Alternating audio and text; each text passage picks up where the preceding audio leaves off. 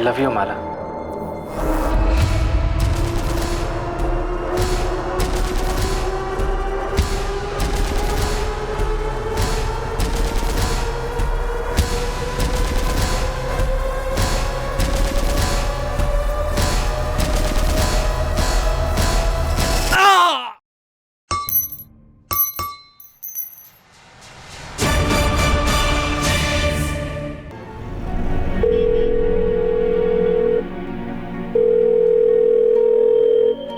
Number से आप संपर्क करना चाहते हैं वो अभी जवाब नहीं दे रहा है।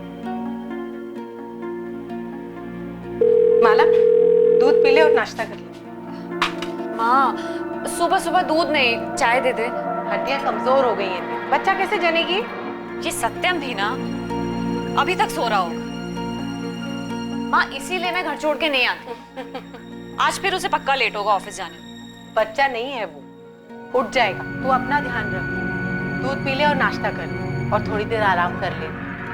नहीं माँ, उठेगा तो फिर फोन करके बोलेगा कि उठाए क्यों। एक तो इसने परेशान करके रखा है, ऊपर से सत्यम, पता नहीं बड़ा कब होगा ये लड़का। हो जाएगा, तू नाश्ता कर ले।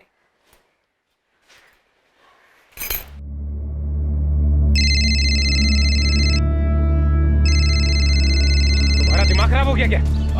देखिए, आई थिंक हमें थोड़ा पेशेंस से काम लेना चाहिए। केके सर ने सिर्फ अनुष्का को अंदर बुलाया है, किसी और को नहीं। ठीक, मैम आप जाइए। मैं आती हूँ। सत्यम, हमें ठीक नहीं लग रहा अनुष्का।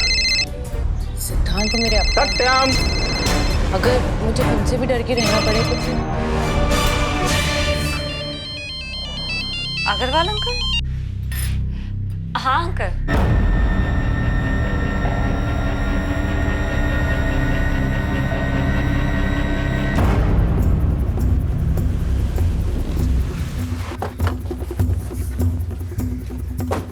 हटिए, पीछे हटिए, चलिए। विक्टिम का नाम सत्यम राठौर है, इसलिए 1 साल से अपनी बीवी माला के साथ यहाँ रह रहा था। सर पर बार बार हमला करने के बाद भी दोनों हाथों की नसें काटी गई है, ताकि बचने का कोई चांस ही नहीं रहे। अलमीरा और ड्रॉवर्स भी लॉक थे, और लगता नहीं किसी ने जबरदस्ती खोलने की कोशिश की। तो जब मर्डर हुआ घर में कौन कौन था? सर कोई नहीं, बीवी मायके गई है होशंगाबाद, पड़ोसियों ने उन्हें इन्फॉर्म कर दिया है। मेरी भी बात होगी। तो बॉडी किसे मिली?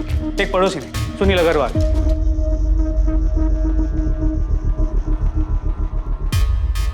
ये अंगूठी? सर शायद इसी की है, उंगली पे अंगूठी का निशान है। सो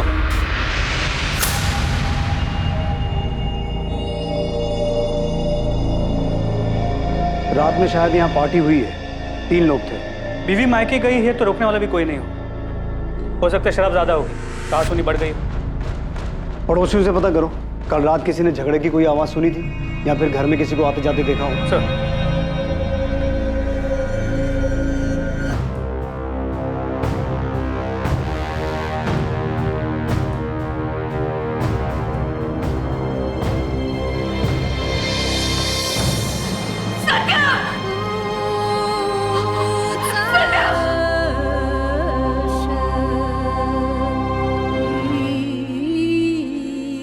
माला, आप अपने पेरेंट्स के घर कब गई थी? ये 4 दिन पहले हमारे घर आई थी। माला की तबीयत कुछ दिनों से ठीक नहीं थी, तो हमने ही कहा कि हमारे साथ आके रहे। और सत्यम का परिवार? सत्यम के माता पिता की कुछ साल पहले एक एक्सीडेंट में डेथ हो गई थी। मैं उसके पिता को जानता था और सत्यम को भी। बहुत होनहार लड़का था, मेहनती, जो कुछ भी बनाया था उसने अपने दम पे बनाया था। मैं बहुत गर्व करता था उस पर, इसीलिए मैंने अपनी माला का रिश्ता उसके साथ तय किया था। और इनकी शादी के बाद हम ही उसका परिवार थे। तो आप बता सकते हैं कि सत्यम के साथ ये सब कौन कर सकता है? सत्यम का किसी के साथ कोई झगड़ा, कोई दुश्मनी? नहीं इंस्पेक्टर साहब, वो सत्यम तो बहुत ही शांत स्वभाव का लड़का था। हमें सत्यम की लाश के पास से ये अंगूठी मिली है, ये सत्यम की है? जी हाँ इंस्पेक्टर साहब, 2 महीने पहले माला और सत्यम की शादी की पहली सालगिरह थी। उस वक्त माला ने ये अंगूठी उसे गिफ्ट दी थी। आई लव यू माला। जीजू, आपने बताया नहीं, आपको दीदी का गिफ्ट कैसा लगा? बहुत अच्छा। भगवान तुम दोनों को सबकी बुरी नजर से बचाए। नजर कैसे लग सकती है माँ, आप दोनों का आशीर्वाद जो है मुझे तो लगता है कि मेरी बच्ची को हमारी नजर लग गई। तो सत्यम की उंगली में ये अंगूठी ढीली थी क्या? नहीं, ये तो सत्यम की मां की थी। मैं खुद माला के साथ गई थी बनवाने के लिए। तो फिर ये अंगूठी उंगली से निकल कैसे गई? शायद उसी ने निकाल दी होगी। उसे अंगूठी पहनना पसंद नहीं था। सगाई की अंगूठी भी 4 महीने बाद उसने निकाल के अलमारी में रख दी थी। घर की अलमारी में? घर में और भी गहने हैं? माला के सारे गहने घर के अलमारी में ही रखे हुए।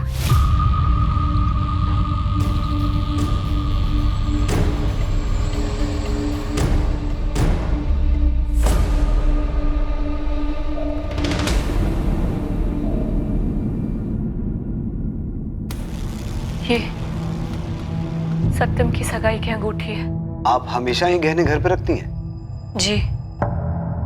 इंस्पेक्टर, सर पे चोट के 3 निशान हैं, यानी 3 बार वार किया गया है। लोहे की रॉड से या ऐसी ही किसी और चीज से। हाथों की नसें गहराई तक काटी गई हैं और ये रिंग फिंगर पर निशान भी है, यानी हाल फिलहाल में रिंग यहाँ से उतारी गई है। बॉडी पर लड़ाई झगड़े के और कोई निशान? नहीं, इसके अलावा बॉडी पर और कोई निशान नहीं है। मौत का समय प्रिलिमिनरी रिपोर्ट्स के हिसाब से रात 10 से 1 बजे के बीच का टाइम रहा होगा। अभी डिटेल इन्वेस्टिगेशन होना बाकी है। किलर सत्यम को मारने का कोई मौका छोड़ना नहीं चाहता था। सर पर 3 बार हमला करने के बाद भी हाथों की नसें काटी गई।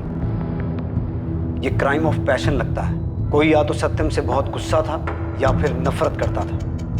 कातिल ने घर में पड़े गहनों को हाथ तक नहीं लगाया, जबकि अलमारी की चाबी वहीं गद्दे के नीचे रखी हुई थी। पर सर, घर के बाकी सामान में से भी कुछ गायब नहीं। मेरी माला से बात हुई। तो अगर इरादा चोरी का नहीं था तो कातिल ने सत्यम की उंगली से वो अंगूठी निकाली क्यों होगी? सर, ये हो सकता है कि जब सत्यम के सर पे वार हुआ और वो गिरा, गिरते समय उसके उंगली से वो अंगूठी निकल गई।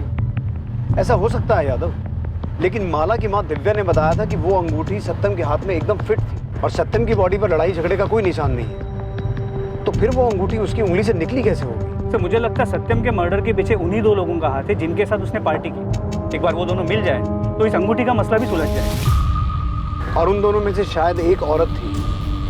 हो सकता है वही झगड़े का कारण रही हो और सत्यम की मौत का भी।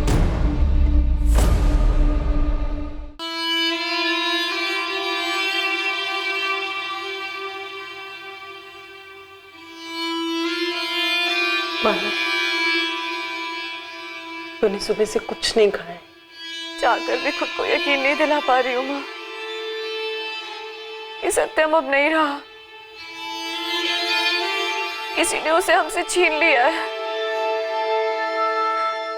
ऐसा क्यों हुआ माँ?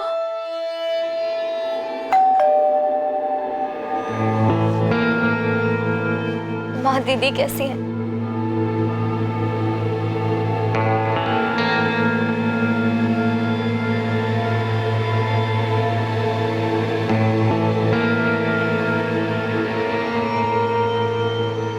सत्यम के कॉल लॉग्स के हिसाब से 11 सितंबर को शाम 7 बजे उसने पारुल आपको फोन किया था। हाँ, सत्यम जीजू का कॉल आया था। क्या बात हुई थी? एक्चुअली मैं 2 दिन से दिल्ली में थी।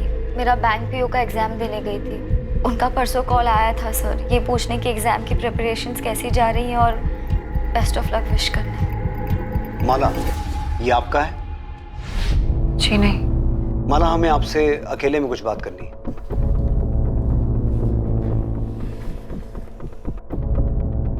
आपने बताया था कि आप कुछ दिन पहले अपने पेरेंट्स के घर गई थी। तो पेरेंट्स के घर जाने से पहले आपके सत्यम के साथ संबंध बने थे? ये सब क्या पूछ रहे हैं सर आप? इसका सत्यम के खून से क्या लेना देना? दरअसल हमें ऐसा शक है कि आपके पति सत्यम का किसी के साथ अफेयर चल रहा था। पागल हो गए क्या सर आप? कुछ भी कह रहे हैं? अरे एक कॉम्पैक्ट क्या मिल गया आपको? आपको लगता है कि उनका अफेयर चल रहा था किसी औरत के साथ? मेरे पति मुझसे बहुत प्यार करते थे सर, और मैं भी। मर्डर हुआ है उनका। उनके खूनी को ढूंढने की बजाय आप उन्हीं के कैरेक्टर पे उंगली उठा रहे हैं। आपके घर से इस कॉम्पैक्ट के अलावा हमें यह भी मिला है आपके बेडरूम के डस्टबिन से। हम आपकी कंडीशन समझते हैं, लेकिन कातिल तक पहुंचने के लिए हमारे लिए सच जानना जरूरी है। हमें शक है कि जिस रात सत्यम का खून हुआ था, उस रात वो अपने घर पर किन्हीं 2 लोगों के साथ पार्टी कर रहा था और उनमें से शायद एक औरत थी।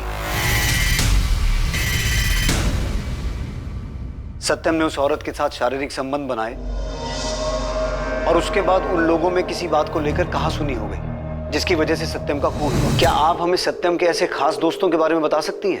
कौन हो सकते हैं वो लोग? मुझे ये सब नहीं पता सर। देखिए इंस्पेक्टर साहब, मैं आपको पहले भी कह चुका हूँ कि सत्यम बहुत ही शरीफ लड़का था। दयानंद जी, लोग जैसे दिखते हैं असल में वैसे ही हों ये जरूरी नहीं, असलियत कुछ और भी हो सकती है। आप हमें सत्यम के बारे में और क्या बता सकते हैं? सत्यम धीरज एस्टेट में जॉब करता था, रियल एस्टेट का ऑफिस है, और उसके साथ साथ अपने दोस्त मयंक के साथ डिजिटल प्रिंटिंग की शॉप चलाता था। उसके अलावा हमें कुछ नहीं पता है वो किसके साथ पार्टी कर रहा था, वो लड़की कौन थी, हमें कुछ नहीं पता है।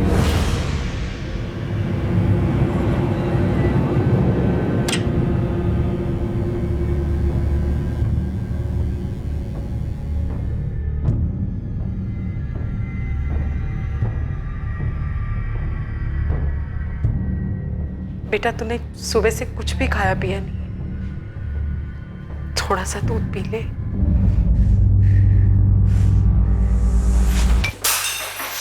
ये क्या किया? सब कुछ धोखा था। सत्यम मेरे पीठ पीछे दूसरी औरतों के साथ। तुझे होश भी है? तू क्या कह रही है? सच कह रही हूँ। जब मैं यहाँ अपना और हमारे होने वाले बच्चे का ध्यान रख रही थी, तब वो वहां अपने दोस्तों और उन औरतों के साथ रंगरलियां मना रहा था। पुलिस को सबूत मिले हैं माँ। हाँ?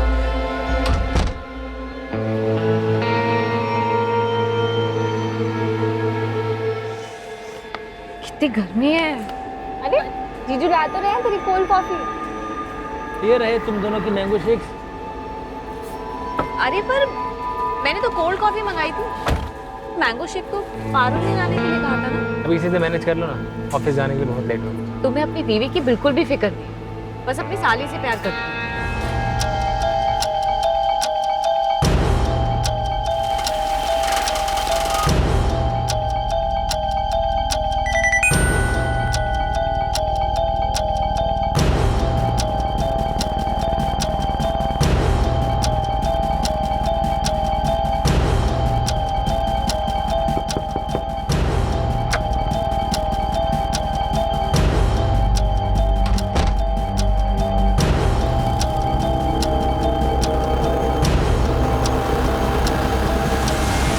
मुझे बहुत डर लग रहा है, अजीब सी फीलिंग आ रही है। परेशान मत हो,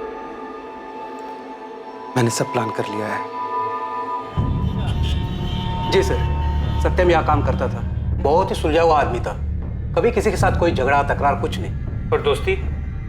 मेरा मतलब यहाँ ऑफिस में उसका कोई खास दोस्त था, कोई आदमी या कोई औरत?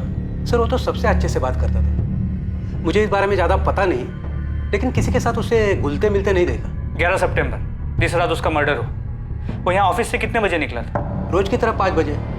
वो हर रोज शाम 5 बजे यहाँ से निकलकर अपने शॉप जाता था, फाइन क्राफ्ट प्रिंटिंग।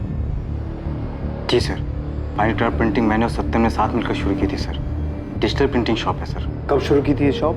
6 महीने पहले।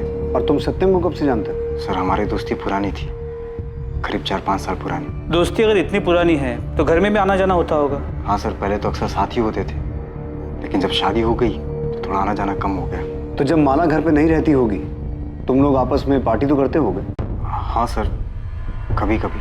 तो फिर मर्डर वाली रात पार्टी में ऐसा क्या हुआ था तुम दोनों के बीच कि तुमने सत्यम को मार ही दिया? ये आप क्या बोल रहे हैं सर? उस रात मैंने उसके साथ कोई पार्टी नहीं की। इनफैक्ट मैं 1 महीने पहले आखिरी बार उसके घर गया था, और मैं उसको क्यों मारूंगा सर? वो मेरा दोस्त था। लेकिन मयंक, आंकड़े यही बताते हैं कि आखिर में दोस्ती दुश्मन निकलते हैं। मुझे सच सच बताओ, तुम्हारी प्रिंटिंग की दुकान को लेकर आपस में कोई झगड़ा था?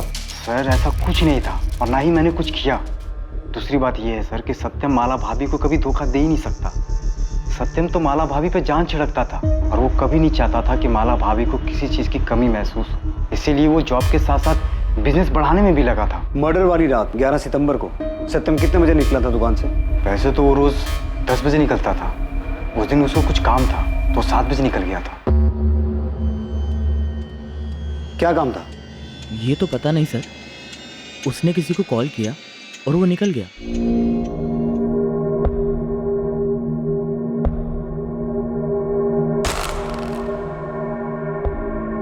मैं क्या करूं? मुझे कुछ समझ नहीं आ रहा। पारुल, तुम बेकार में टेंशन ले रही हो, मेरा यकीन करो कुछ नहीं होगा।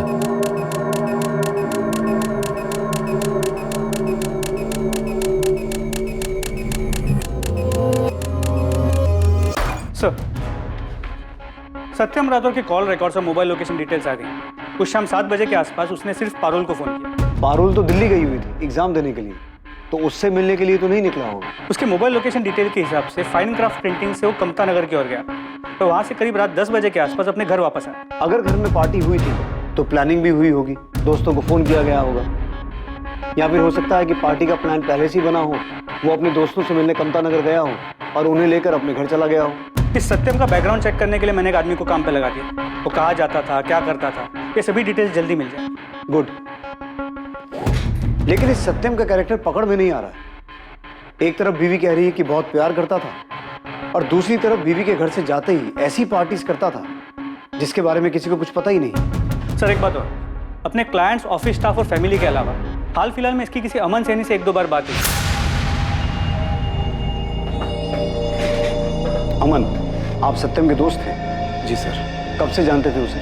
तकरीबन 1 साल पहले सर काम के सिलसिले में उससे मुलाकात हुई थी। बातें तो रोज़ रोज़ नहीं होती थी सर, लेकिन जब कभी भी हम मिलते थे तब काफ़ी बातें होती थी। तो कभी बातों बातों में सत्यम ने आपसे किसी औरत का जिक्र किया? नहीं सर, ऐसा तो उसने कभी कुछ नहीं कहा, और सर उसको देखकर भी ऐसा कभी कुछ लगता नहीं था कि उसका किसी दूसरी औरत के साथ चक्कर रहा होगा।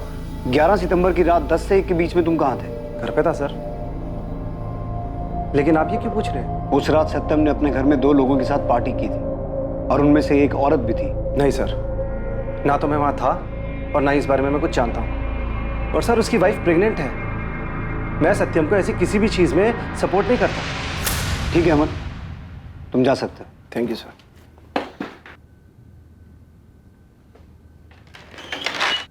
सर, वो भुवन है, आपसे मिलने के लिए बोल रहा है। हाँ भुवन, कोई काम की खबर लाया तो बोल।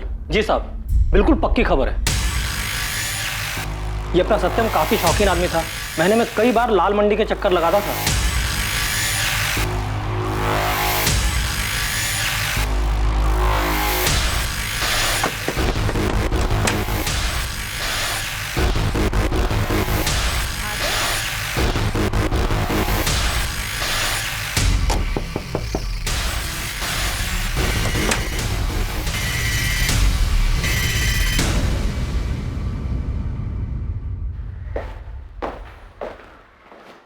सत्यम राठौर को जानती थी? हाँ, जानती थी। दुख हुआ सुनकर, अच्छा आदमी था। शायद तुम्हें इतना अच्छा लग गया कि तुमने उसे शादी के लिए कहा, और जब उसने मना कर दिया तो तुमने उसे मार दिया। जी, क्या बोल रहे हो साहब आप? प्यार, शादी, खून, आप लोगों ने तो पूरी कहानी बना दी। साहब मैं धंधा करती, पैसों के लिए उसके साथ सोई थी। ये किसी और का पाप मेरे गले पे मत डालिए। 11 सितंबर की रात तुम उसके घर गई थी या नहीं? नहीं गई थी साहब। लोग मेरे पास आते हैं, मैं लोगों के पास नहीं जाती। तो सत्यम में ऐसा क्या था जो वो तुम्हें अच्छा आदमी लगा? साहब मेरे पास सब चमड़ी के लिए आते हैं। काम हुआ और निकल गए, लेकिन सत्यम वैसा नहीं था। वो 4 से 5 बार आया होगा मेरे पास, सोया भी है मेरे साथ, लेकिन एक अलग ही सलीके वाला आदमी था। सब घंटों मेरे साथ बातें किया करता था, वो इज्जत देता था मेरे को। लेकिन कुछ दिन से मुझे वो परेशान सा लग रहा था। ऐसा लग रहा था जैसे कोई बात अंदर ही अंदर उसे खाए जा रही हो। उसने तुमसे कुछ कहा किसी के बारे में? सब ज्यादा कुछ तो नहीं बताया, लेकिन उसकी बीवी के साथ उसका कुछ ठीक नहीं चल रहा था। हाँ सर, हमारे झगड़े होते थे जैसे हर हस्बैंड वाइफ के बीच में होते हैं। हमारे बीच भी छोटी मोटी बात को लेके कहा सुनी हो जाती थी। ठीक है, मान लेते हैं, लेकिन वो कौन सी छोटी छोटी बातें थी जिनको लेकर आपके बीच कहाँ सुनी होती थी? नॉर्मल झगड़े सर, रोजमर्रा की जिंदगी वाले। जैसे कपड़े बेड पे पड़े हैं, सामान बिखरा पड़ा है, मेरा टोकना उसे पसंद नहीं आना। माला जी, मैं अच्छी तरह से जानता हूँ कि आप कुछ छुपा रही हैं। आपका पति प्रोस्टिट्यूट के पास जाता था। जब आप घर पे नहीं रहती थी तो वो किसी दूसरी औरत के साथ था, और आप कह रही हैं कि आपकी मैरिड लाइफ नॉर्मल थी। देखिए, कुछ बताना है तो बता दीजिए, बाद में कहीं ऐसा ना हो कि वक्त ना रहे बताने के लिए। सर, मेरी और सत्यम की अरेंज मैरिज थी। मेरे पापा सत्यम को बहुत पहले से जानते थे, उसे बहुत पसंद करते थे। मुझे भी सत्यम बहुत पसंद था। शादी के 6 महीने तक सब ठीक चल रहा था सर। फिर धीरे धीरे सत्यम में अजीब सा बदलाव आने लगा। पैसे को लेके अजीब सा लालच आ गया था उसमें। सर, मैं बिजली विभाग में काम करती हूँ। मेरी और सत्यम की सैलरी मिला के घर आराम से चल जाता था, लेकिन सत्यम को बहुत जल्दी बहुत आगे बढ़ना था। फाइन क्राफ्ट प्रिंटिंग को बहुत बड़ा बनाना चाहता था, इसलिए चाह रहा था कि मैं अपने हिस्से की प्रॉपर्टी पापा से मांग लूं। माला, मैंने अपनी पूरी सेविंग्स लगाकर दुकान खोली है ताकि तुम्हें और आराम की जिंदगी दे पाऊं। दिन रात मेहनत करता रहता हूं मैं ताकि तुम्हारी जरूरतें पूरी हो, और तुम अपने पापा से अपने हक का हिस्सा नहीं मांग सकती हो? उस पर तुम्हारा भी तो हक है। इतनी प्रॉपर्टी का वो करेंगे भी क्या? सत्यम, वो प्रॉपर्टी पापा की है, वो उसका जो चाहे करे। हम उनसे नहीं मांग सकते। उन्हें जब खुद से देना होगा तब दे देंगे। सत्यम तो पर मुझे लगता था कि तुम मुझसे प्यार करती हो। तो आपने पहले हमें ये सब बताना जरूरी नहीं समझा? सर, मैं पापा के सामने ये सच नहीं बताना चाहती थी। पापा उस पर बहुत भरोसा करते थे और मैं उनका भरोसा नहीं तोड़ना चाहती थी। हाँ, हमारे बीच झगड़े होते थे, लेकिन पिछले कुछ महीनों से सब कुछ ठीक होता हुआ नजर आ रहा था मुझे। बच्चे की खबर सुनकर वो बहुत खुश था। हाँ, वो जरूरत से ज्यादा समय अपने काम पे बिताता था, लेकिन मुझे लगा कि शायद वो हमारे आने वाले बच्चे के लिए कर रहा है ये सब। लेकिन अब मुझे पता लगा कि वो मुझसे दूर सारा वक्त उस कनक के साथ बिता रहा था, काम पे नहीं।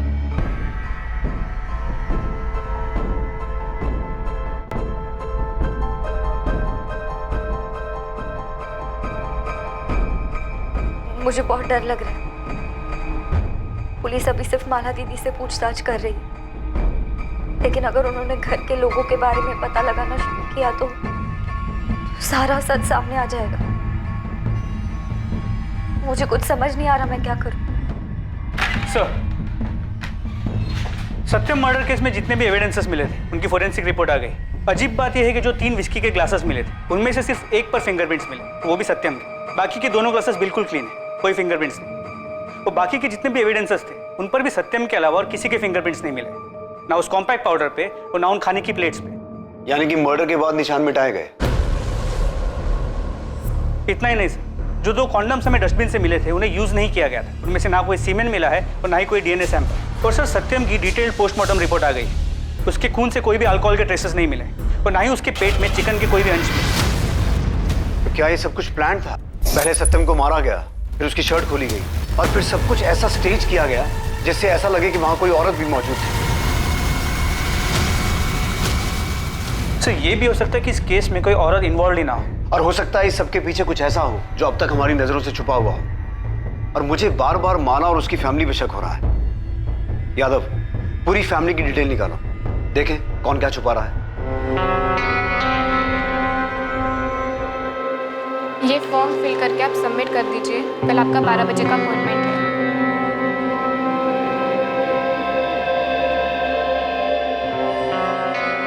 ये मेरा बच्चा है, मैं इसे कुछ नहीं होने दूंगा।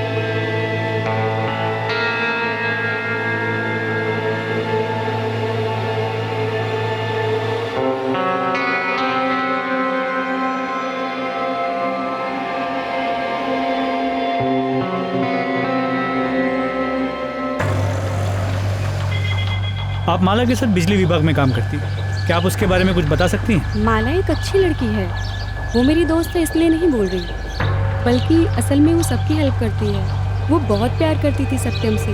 क्या कभी उसने उनके बीच किसी झगड़े के बारे में बताया? नहीं सर, इनफैक्ट वो सत्यम को सरप्राइज करने का एक भी मौका नहीं छोड़ती थी। कितनी बार तो वो ऑफिस से हाफ डे लेकर निकल जाती थी। पूछने पर यही बोलती थी कि उसे सरदर्द की प्रॉब्लम है, लेकिन सर उसकी चेहरे की खुशी से पता चलता था कि वो अपने पति के पास ही जा रही है। आपकी दोस्त ने हमें बताया कि आप अक्सर ऑफिस से हाफ डे लेकर निकल जाती हैं, जबकि आपने हमें बताया था कि सत्यम काम के सिलसिले में रात 10 बजे तक घर से बाहर ही रहता था। तो आखिर आप ऑफिस से निकलकर जाती कहाँ थी? मैं घर ही जाती थी सर, और कहाँ जाऊंगी?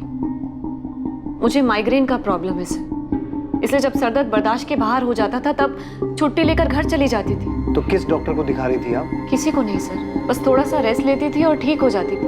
आपको माइग्रेन की वजह से अक्सर ऑफिस से हाफ डे लेकर जाना पड़ता था, लेकिन आपने आज तक किसी डॉक्टर को दिखाया ही नहीं। ये सब क्या फिजूल के सवाल कर रहे हैं सर आप? गलती हो गई, डॉक्टर को नहीं दिखाया, अब चली जाऊंगी बस, और कुछ?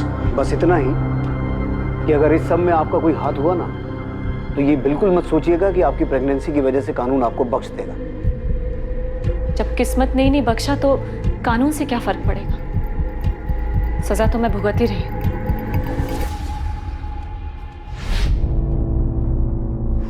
डोंट वरी, अंडर एनेस्थेशिया आपको कुछ भी पता नहीं चलेगा। ओके, आप आराम से लेटे रहिए।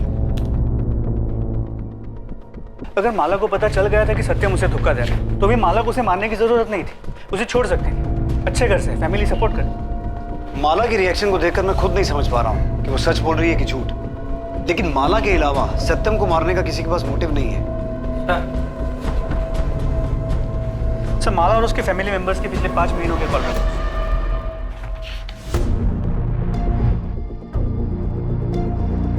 सर ये तो हाँ, 11 सितंबर की रात सत्यम कमता नगर में किससे मिलने गया था, इसकी डिटेल हमारे सामने ही थी। माला और उसका पूरा परिवार शुरू से ही झूठ बोल रहा है। अपने आदमी को काम पे लगाओ। कमता नगर के जितने भी होटल, लॉजेस और रेस्टोरेंट्स हैं, हर जगह पूछताछ करो। इस बार सबूत के साथ ही उनका सामना करेंगे। देखते हैं कौन सी कहानी बचाती है उन्हें।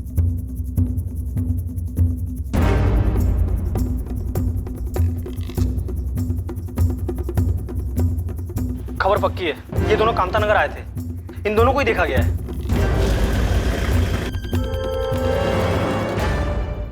तुमने इसे देखा था? हाँ सर, वो लड़की कमरे में इसी आदमी के साथ थी, बहुत रो रही थी साहब। फिर क्या हुआ? सर मैं बस कमरे में चाय देने के लिए गया था, उसके बाद क्या हुआ मुझे नहीं पता। इसके अलावा कुछ देखा या सुना? सर एक बात और, तुमने अब तक हमसे जो भी कहा झूठ कहा।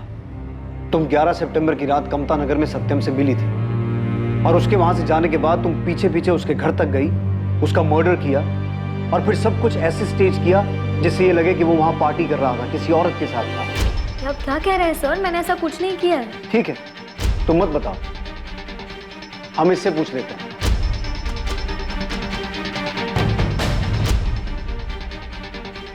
हम सच जानते हैं पारुल। ये रहे तुम्हारे फोन लोकेशन डिटेल्स। तुमने हमसे झूठ कहा था कि तुम बैंक पीओ का एग्जाम देने के लिए दिल्ली गई थी, जबकि तुम यहां भोपाल में ही मौजूद थी। और तो और तुम 11 सितंबर की रात कमता नगर के चंद्रावती लॉज में सत्यम से मिली भी थी, और हम ये भी जानते हैं कि वहां तुम अपने इस दोस्त मनीष के साथ रुकी हुई थी।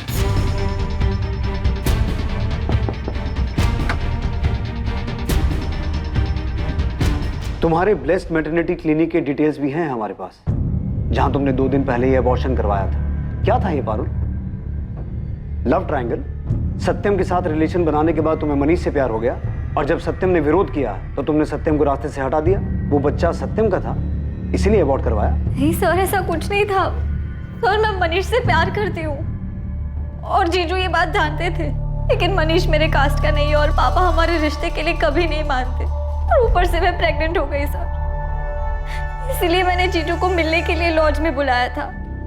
पारुल, तुम पापा को मनाओ या मैं उनसे बात करता हूँ? पापा नहीं मानेंगे जीजू, और कर शादी करने जितने पैसे भी नहीं है हमारे पास, और ना ही मनीष के पास कोई जॉब है। जीजू आप तो समझ सकते हैं ना, आप ही की तरह इसकी फैमिली में भी कोई नहीं है। भैया मैं पारुल से बहुत प्यार करता हूँ, मैं उसे हमेशा खुश रखूंगा।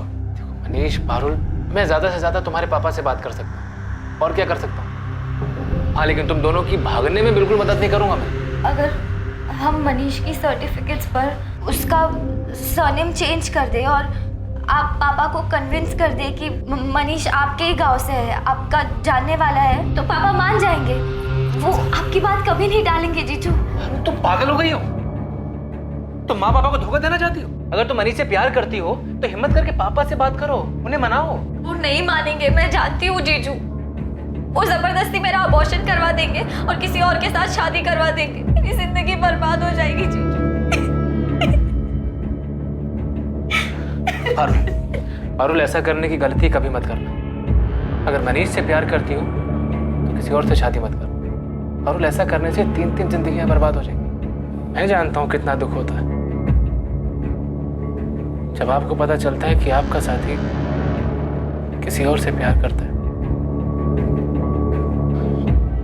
पारुल, अगर सच में तुम मनीष से प्यार करते हो तो अपने पापा से बात करो, कन्विंस करो उन्हें। मैं तुम्हारे साथ हूँ। जीजू के जाने के बाद मुझे कुछ समझ नहीं आ रहा था सर। मैं बहुत डर गई थी और घर वालों से लड़ने की हिम्मत भी नहीं थी, इसलिए मनीष के मना करने के बावजूद मैंने अबॉर्शन करवा लिया। सत्यम ने ये क्यों कहा कि जानता है जब आपका साथी किसी और से प्यार करे तो कितना दर्द होता है? माला और सत्यम के बीच में कोई था क्या? माला का किसी के साथ कोई अफेयर था? नहीं सर, ऐसा कुछ नहीं था। जीजू तो बस ऐसे ही। पारुल सच सच बोलो, क्या बात है?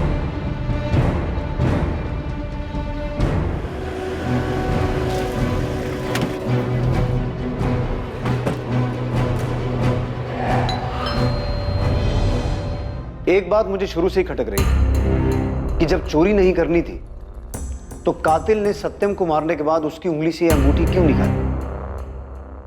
शुरू में ऐसा लग रहा था कि सत्यम ने शायद शादी में बेवफाई की है, इसलिए गुस्से में आकर यह अंगूठी निकालकर फेंक दी गई कि जब प्यार ही नहीं है तो निशानी का क्या फायदा। और असल में यही सच है कि प्यार नहीं था। लेकिन यह मामला सत्यम की बेवफाई का नहीं, तुम्हारी बेवफाई का है।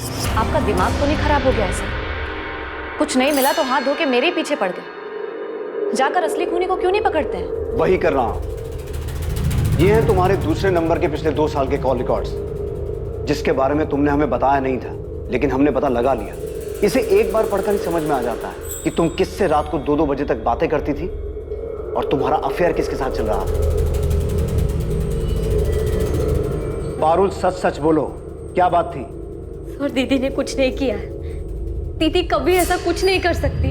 पारुल हम ये नहीं कह रहे हैं कि तुम्हारी दीदी ने कुछ किया है, लेकिन पूरी बात बताओ। हो सकता है तुम्हारे जीजू की हत्या का राज उसी बात में छुपा हो। जीजू ने मुझे बताया था कि दीदी ने क्या किया। मैं अमन के बारे में जानती थी, मगर मैं ये नहीं जानती थी कि दीदी शादी के बाद भी उससे मिलती थी।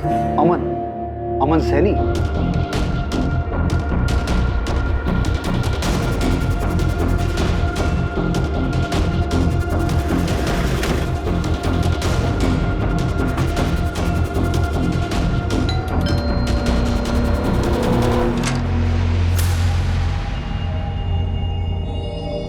हम जानते हैं माला कि तुम्हारा और अमन का पिछले 2 साल से अफेयर चल रहा है, जिससे तुम अपने इस दूसरे नंबर 4442198221 से रेगुलर टच में थी। नहीं सर, ऐसा नहीं, ऐसा जैसा आप सोच रहे हैं। अमन ने अपना जुर्म कबूल कर लिया है माला। अब सच छुपाने का कोई फायदा नहीं है। बोलो माला।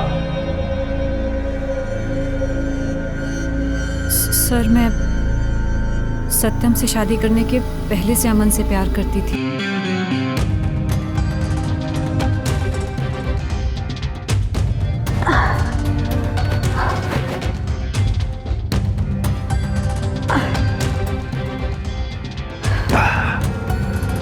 अमन, पापा मेरी शादी तय कर रहे हैं किसी सत्यम के साथ।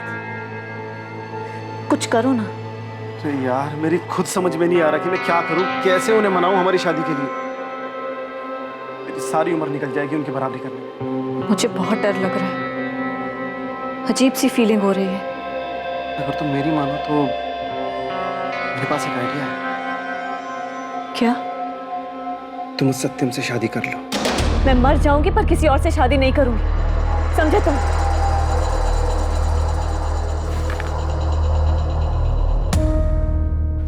तुम परेशान मत हो माला, मैंने सब प्लान कर लिया है।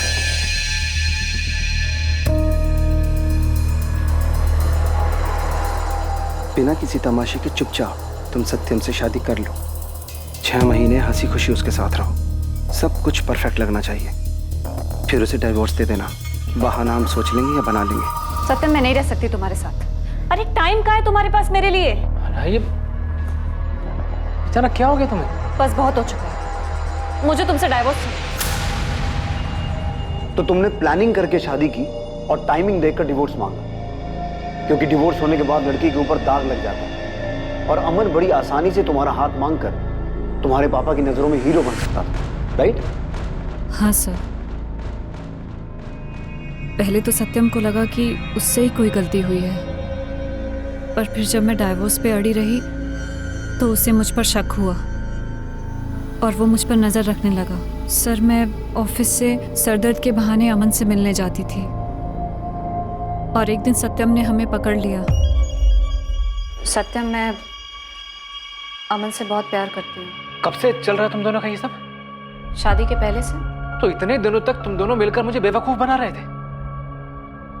माना तुमने शादी की मुझसे, अमन तूने दोस्ती की मुझसे, और मेरी पीठ पीछे तुम दोनों रंगरलियां मना रहे थे। पर अब जब तुम्हें सब कुछ पता चल ही गया है सत्यम, तो फिर दे दो ना डाइवोर्स मुझे। डाइवोर्स दे दूं ताकि तुम्हारी ये प्लानिंग कामयाब हो जाए? माला, बेवकूफ बनाया तुमने मुझे, झूठी शादी रचाई है मेरे साथ। तुम दोनों ने मिलकर इस्तेमाल किया मुझे। सत्यम, मैंने भी बहुत कुछ खोया है तुम्हारे साथ इस रिश्ते में आकर, तुम्हारे साथ रातें बिताई है। तुम्हारा क्या नुकसान हुआ है इसमें? माला, चिल्लाओ मत सत्यम। मैं भी चिल्ला सकती हूँ, और तुम्हें क्या मिलेगा मेरे साथ रह के? आखिर क्यों परेशान कर रहे हो तुम इस तरह से मुझे? बहुत हो गया सत्यम, पेपर्स बनवाओ और डाइवोर्स दो मुझे। माला, मेरी ये बात कान खोल के सुन लो। डाइवोर्स तो तुम्हें हर हाल में नहीं दूंगा मैं। मेरी जिंदगी बर्बाद करके तुम्हें खुश नहीं रहने दूंगा। और अगर दोबारा तुमने ये डाइवोर्स का नाटक किया ना मेरे सामने, तो सब कुछ जाके तुम्हारे पापा को बता दूंगा। ये नाटक उनके सामने जाके करना। अगर वो पापा को सब सच बता देता तो पापा मुझे अपनी जायदाद से बेदखल कर देते। और अमन का काम भी बहुत अच्छा नहीं चल रहा था। सर, मैं डर गई थी, और ये सत्यम भी जिद पे अड़ा हुआ था कि मुझे डाइवोर्स नहीं देगा, लेकिन मुझे किसी भी कीमत पर उससे अलग होना था।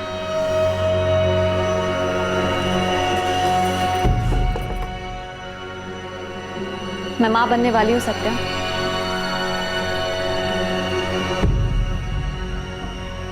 बाप बनने वाला है, जानकर अमन बहुत खुश है। हम दोनों का बच्चा इस दुनिया में आएगा, हमारे प्यार की निशानी। अब देखती हूँ कि तुम मुझे डाइवोर्स कैसे नहीं देते हो। हर रोज अमन का बच्चा मेरे पेट में पलेगा और तुम्हें यकीन दिलाएगा कि मैं तुम्हारी नहीं, अमन की हूँ। माला, तुम्हें जो करना है कर लो, डाइवोर्स तो तुम्हें मैं कभी नहीं दूंगा। सत्यम, वो तो मैं करूंगी। छुटकारा तो तुमसे लेकर रहूंगी, चाहे जो हो जाए। ये जो तुमने मुझे पल पल अपने साथ बांध कर रखा है ना, पछताऊंगी। अब उसने मेरे पास और कोई चारा नहीं छोड़ा था। तभी मैंने सोच लिया था कि सत्यम को अब जाना होगा। फिर तब से ही मैंने और अमन ने मिलना बंद कर दिया। फिर मैंने सत्यम और अपने घर वालों को ये दिखाया कि हम में बहुत प्यार है। और सत्यम को भी यही लग रहा था कि मैं इस शादी को एक और चांस देना चाहती हूँ। इसलिए हमारी पहली सालगिरह में मैंने उसे ये अंगूठी दी थी।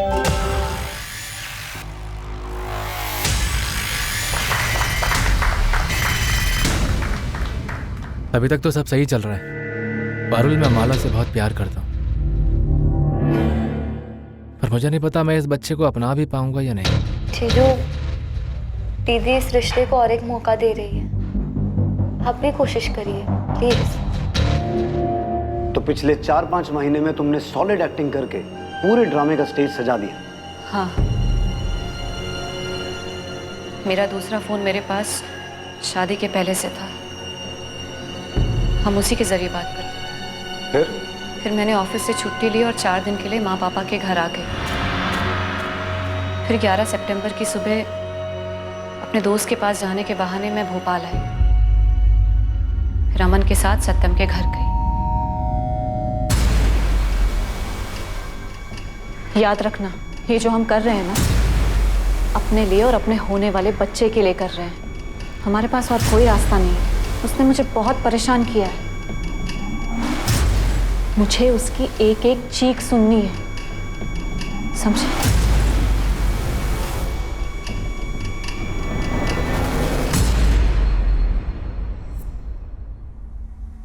माला के जाने के बाद मैंने घर के अंदर रात होने का इंतजार किया।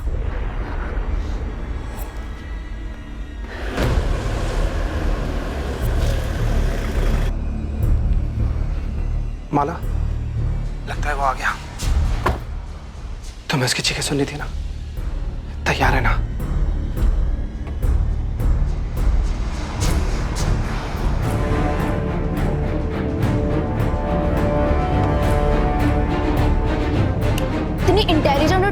लड़की को बिल्कुल दबा कर रखा हुआ था नैना ने।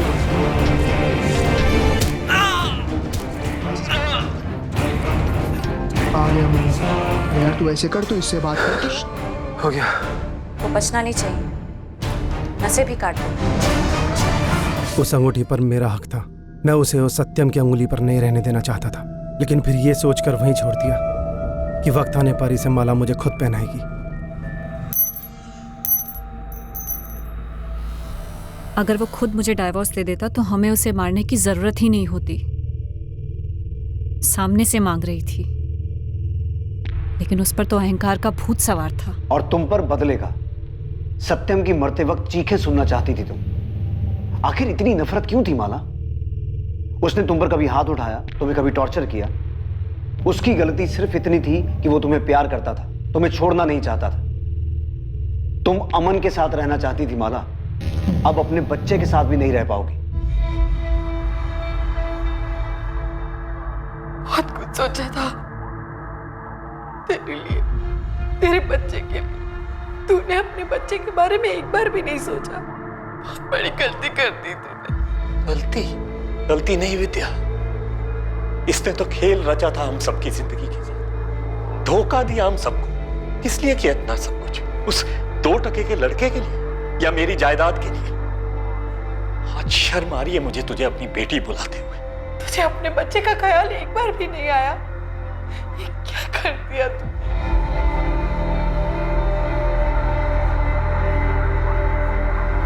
प्यार एक ऐसा एहसास है जो 2 लोगों को आपस में बांध कर रखता है, लेकिन कई बार इस एहसास के बहाव में लोग बिना सोचे समझे सही और गलत की सभी सीमाएं पार कर जाते हैं और जुर्म की राह पर चल पड़ते हैं। माला और अमन का प्यार गलत नहीं था, लेकिन उस प्यार को पाने का रास्ता गलत था। सत्यम का गुस्सा जायज था, शादी के नाम पर उसके साथ खिलवाड़ हुआ था, लेकिन जब इस शादी की नींव ही खोखली थी तो अब उससे किसी भी तरह की उम्मीद लगाना फिजूल था। अच्छा होता अगर सत्यम ये समझकर इस रिश्ते से अलग हो जाता और अपनी जिंदगी को एक दूसरा मौका देता। भावनाओं में बहकर फैसले लेना आसान है, मुश्किल है भावनाओं के बवंडर में भी रिश्ते को बनाए रखना और समझदारी से काम लेना। जहां एक तरफ सत्यम अपनी जान गंवा बैठा, वहीं दूसरी तरफ अब माला और अमन अपनी सारी जिंदगी जेल में बिताएंगे, एक दूसरे से अलग। और कोई गलती ना होते हुए भी उनके होने वाले बच्चे को इस गलती की सजा का भागीदार बनना पड़ेगा। अपराध की नींव पर कभी भी खुशहाल जिंदगी की छत नहीं डाली जा सकती। ये समझना और ऐसे ख्यालों के अंतर्द्वंद से सतर्क रहना बहुत जरूरी है। अब मैं अनूप सोनी आपसे विदा लेता हूं, फिर मुलाकात होगी एक और नए केस के साथ। और याद रखें, क्राइम और आपके बीच में सिर्फ इतना फर्क है कि आप कितने सतर्क हैं। सतर्क रहें, सुरक्षित रहें। जय हिंद।